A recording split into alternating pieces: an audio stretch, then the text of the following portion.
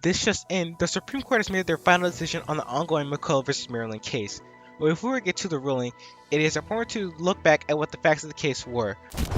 The case started when the US government set up a second Bank of America in multiple states, which caused the state banks to compete with the national bank. Maryland, in retaliation, proceeded to attempt to heavily tax the national bank, which McCulloch, the bank's cashier, promptly said no.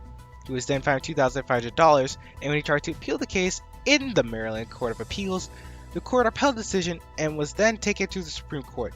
McCulloch argues that the bank is a necessary and proper way for Congress to conduct financial affairs, while Maryland argues that it is not an implied power, and the power to establish banks is reserved to states. Now that the history of this long, ongoing case has been covered, let's take a look at what the Supreme Court's ruling is.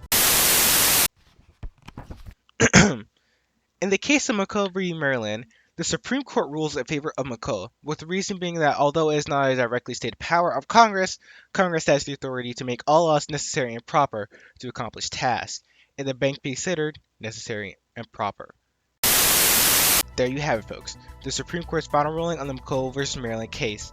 We asked both Maryland and McCulloch to speak on the case, with Maryland refusing to speak on it.